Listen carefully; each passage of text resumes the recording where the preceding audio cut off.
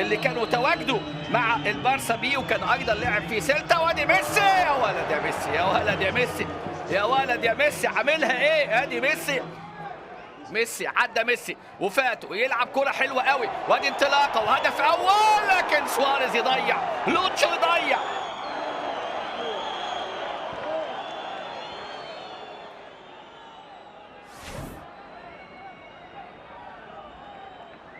عن اقرب المنافسين، وادي ماتيو خلق واحده، وادي التسديده، ولكن شتيجن يتصدى. شوف هنا بقى الكره، شوف الخطا الدفاعي.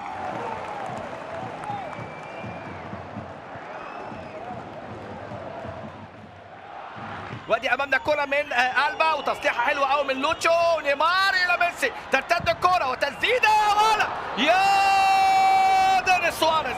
دينيس سواريز امامنا هنا، اللاعب البديل اللي بينطلق في هذه الكره وفي هذه اللقطه، ويسجل اللاعب دينيس سواريز اول اهدافه الرسميه بالوان فريق البارسا لاردا توران، واضعها ايضا اردا توران، وهذه المره لوتشو، الكره تابى ان تدخل في هذه الكره من لويس سواريز. هذه كره لويس سواريز، شوف لويس سواريز في هذه الكره وفي هذه اللقطه، كره تابى ان تدخل.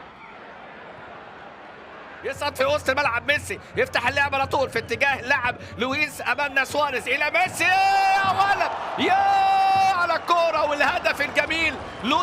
لوتشو اللاعب لويس سواريز صنع له ميسي في الشوط الاول هديه، لكن هنا التعامل، شوف الاستلام واللمسه باحساس كبير.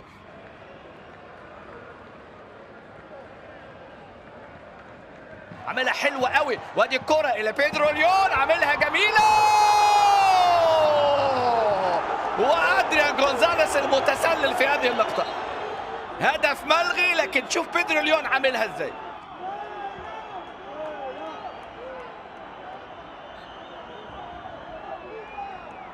لتسلل صحيح كان في الدقيقه 52 من اللقاء. ادي الضغط من جانب لوتشو، خلصها وعدى من ماورو دي سانتوس، وادي انفراد وهدف ثالث، هدف ثالث. صدارة الهدافين ما بين لوتشو، ما بين لويس سواريز وميسي، ولكل منهما 15 هدفا، وهدف ياتي في الدقيقة 68 من خطأ دفاعي من جانب الارجنتيني.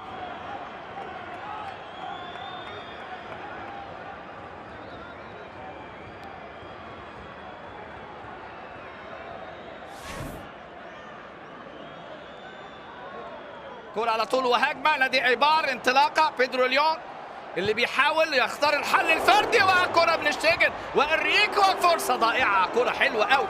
بيدرو ليون بقول لحضراتكم واحد من افضل لاعبي اللقاء. وخروج ونزول دينيس اللي سجل الدقيقة 32، ميسي في الدقيقة 50، ولوتشو في الدقيقة 68، ونيمار هنا يأتي بالهدف في الدقيقة أمامنا 91، الدقيقة الأولى من وقت بدل الضائع.